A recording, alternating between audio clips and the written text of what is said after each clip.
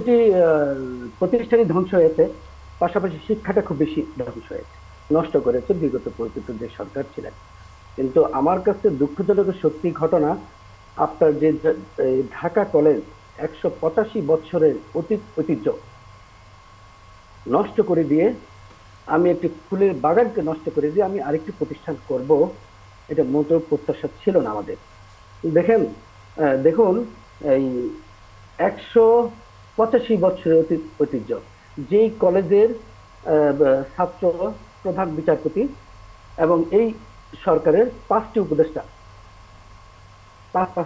এবং সচিব, আহ, সকল শ্রেণী পেশায় নেতৃত্ব দিয়ে আসছেন বাংলাদেশে, সেই প্রতিষ্ঠানের ইন্টারমিডিয়েট নামটা পরিবর্তন করে বিশ্ববিদ্যালয়ে রূপান্তরিত হবে, এটা আসলে মোটেও আমাদের জন্য প্রত্যাশা ছিল না। আমি যখন 91-92 সালে শিক্ষাবর্ষে ছিলাম ভিপি, তখন আমাদের তৎকালীন শিক্ষামন্ত্রী ছিলেন জমিরুদ্দিন কায়েস সাহেব। তখন সরকার একটা সিদ্ধান্ত হলো যে সেখানে আপনার অনার্স এবং মাস্টার্সের কিছু আহ, খোলা হবে। তখন শিক্ষক ছাত্ররা যখন আন্দোলনের দিকে যাচ্ছিল, তখন আমরা মন্ত্রী মহোদয়ের সাথে যোগাযোগ করে ওনাদেরকে সক্ষম হয়েছিলাম বুঝাতে, তৎকালীন সরকারকে, যে এটা আসলে ঠিক হবে না, যেহেতু ইন্টারমিডিয়েট বেস কলেজ, এই কলেজে যদি আমরা মাস্টার্স কিংবা অনার্স পর্যাপ্ত পরিমাণে খুলি, তাহলে সেখানে ইন্টারমিডিয়েটের যে মানে সুনামটা সেটা বিনষ্ট হবে। যার আলোকে কিন্তু তৎকালীন সময় সরকার আমাদের কথা মানে বুঝতে পেরে, তৎকালীন সময় আমরা যে বুঝাতে সক্ষম হয়েছিলাম, তখন মনার্স এবং মাস্টার্স খোলা বন্ধ হলো। দেখুন, এই যে এখন যে জিনিসটি চলছে, এখন প্রতিষ্ঠানগুলোকে নষ্ট করার একটি প্রক্রিয়া, শিক্ষা ব্যবস্থা ধ্বংস হয়েছে। এখন যে শুধু যে কলেজগুলো রয়েছে, ঢাকা জি। কলেজ বলেন, অন্যান্য কলেজগুলো ইডেন বলেন, বদরুন্নেসা কলেজ বলেন, হুম, যে হুম। 7টি কলেজ, এইগুলা একটু একটু ছোট্ট আপনার করে একটু আপনি মন্তব্য নেব, মাসুদ কামাল আপনার, যে আমি মানে এখানে আমি সবাই আমি মানে উচ্চ আমি মাধ্যমিকের শিক্ষার্থীরাও তারাও আন্দোলনে আছে। আন্দোলনে আছে যারা উচ্চ শিক্ষার্থী, মানে যারা বিশ্ববিদ্যালয়ে মানে করা হচ্ছিল তারাও আন্দোলনে আছে। মানে সবাই আন্দোলনে এই এই 7টি কলেজের।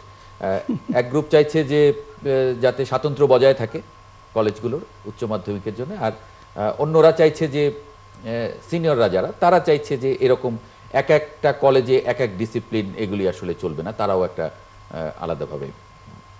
শুনেন, এই সমস্যাটা আসলে না তৈরি করে গেছে আগের গভর্নমেন্টের একজন শিক্ষামন্ত্রী ছিল নাহিদ সাহেব, তার সঙ্গে শেখ হাসিনা, এবং তার সঙ্গে ওই সময় ঢাকা ইউনিভার্সিটির ভিসি ছিলেন আরেফিন সিদ্দিক।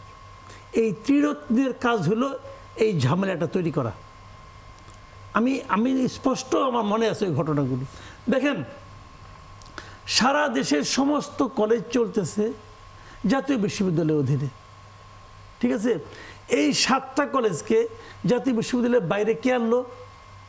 শেখ হাসিনার মানে এই মানে একটা দেশকে যখন নাকি দেশে কোনো সিস্টেম না থাকে, তখন কি হয়, তারা একটা উজ্জ্বল উদাহরণ হলো এটা। শেখ হাসিনাকে কে বললো এসে নিয়ে যে আমরা তো ঢাকা ইউনিভার্সিটির আন্ডারে, শেখ হাসিনা নিজে ইডেন কলেজে পড়তেন, উনি বললেন আমরা তো ঢাকা ইউনিভার্সিটির আন্ডারে ছিলাম, তাহলে এরাও ঢাকা ইউনিভার্সিটির আন্ডারেই থাকবে। তখন কি জাতীয় বিশ্ববিদ্যালয় ছিল উনি যখন পড়তেন? ছিল না তো। তখন জাতীয় বিশ্ববিদ্যালয় না থাকার কারণে ঢাকা বিভাগের সমস্ত কলেজে ঢাকা ইউনিভার্সিটির আন্ডারে ছিল। এখন সেই সময় তো পার হয়ে গেছে, কিন্তু উনি মনে করেছেন, উনি নিজেকে প্রায় ঈশ্বরের মতোই মনে করতেন, যে উনি যা ভাববেন তাই হবে। উনি ভেবেছেন, উনি আরিফিন সিদ্দিককে জিজ্ঞাসা করছেন যে আপনি কি পারবেন ম্যানেজ করতে? আরিফিন সিদ্দিক ওনার উনি ভিসি বানাইছে, উনি কৃতজ্ঞতা কথা কোনো কথা বেশি বলা দরকার না, ভদ্রলোক মারা গেছেন আর কি বলবো।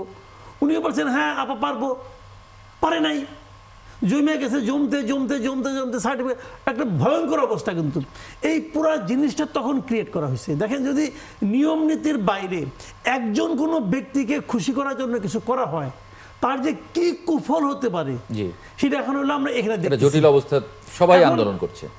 আমি ওনারা আবার এই এই 7 বিশ্ববিদ্যালয় ঢাকা শহরে, তো এরা যেটা ঢাকা শহর অচল করে যেতে পারে, বড় বড় তাই তো হচ্ছে, তাই তো হচ্ছে। হ্যাঁ, এরা তাই করতেছে। এখন এরা বলছে আমাদের জন্য আলাদা একটা বিশ্ববিদ্যালয় দাও। তো ওই বিশ্ববিদ্যালয়ের কাজটা কি হবে? তারা যে আলাদা একটা বিশ্ববিদ্যালয়, ওর কাজটা কি হবে? ওর কাজটা হবে এদের প্রশাসনিক কাজগুলি করা, মানে যে সার্টিফিকেটগুলো করা, অমুক করা, তমুক করা। প্রত্যেকটা এই কলেজের তো আমার নিজস্ব একটা অফিসও আছে, একটা প্রশাসনিক অফিসও আছে, তো আছে না? তাহলে তাদেরকে সার্টিফিকেটের জন্য আরেকটা বিশ্ববিদ্যালয় তাদের দিতে হবে। দিলেই লাভ কি, আর দিলে ক্ষতিটাই বা কি? আবার না, বিশ্ববিদ্যালয় দিলে এই যে এখানে যে ইন্টারমিডিয়েট স্টুডেন্টরা তারা ওরা কি করবে? ওরা কি করবে? তাহলে এই বিষয়গুলো কিন্তু একটা জটিল। বিশ্ববিদ্যালয় তো আর মানে এগুলো ইন্টারমিডিয়েটে কেউ পড়তে পারবে না। এগুলি কিছুই না। এগুলো হলো যদি সরকারের মেরুদণ্ড থাকতো, সরকারে যারা থাকেন দায়িত্ব, ওনাদের যদি মেরুদণ্ড থাকতো, ওনারা নিজেরা বসে কত এক্সপার্টদের নিয়ে বসে একটা সিদ্ধান্ত দিয়ে দিলেই হয়ে যায়। তারা মানে করেন সবসময় পপুলিস্ট চিন্তা করে, হ্যাঁ, না এই যে এখন প্রায় তাদের কাছে পপুলার হবো, হ্যাঁ, বলবো আমরা করছি, না এই যে এইগুলি আর কি। 6000-এর বেশি মতামত পাওয়া গেছে। এই মতামতগুলো নিয়ে তারা বসবেন, তারা বসুক, সিদ্ধান্ত নেবেন বসে সেটা নিয়ে নিয়ে। তারা চা বিস্কুট খাবে, হ্যাঁ। সেখান থেকে খাবার আসবে আর আলাপ করবে। হ্যাঁ, মিটিং খুব ইম্পর্টেন্ট ব্যাপার, বুঝছেন? মিটিং যে কত আনন্দের, এইটা এবার জাতীয় ঐক্যমত্য কমিশন দেখাই দিচ্ছে, যে বসো, আলাপ করো, খাই দেই করি, তারপরে আগামীকালকে আবার মিটিং, মিটিং মুলতবি করবে বসে বসে। পাবলিকের টাকা তো খরচ করতে খুব আরাম। জি, আমরা একটা অনেক ধন্যবাদ মীর নেওয়াজ আলী যুক্ত হওয়ার জন্য ৭১ জার্নালে আজকে।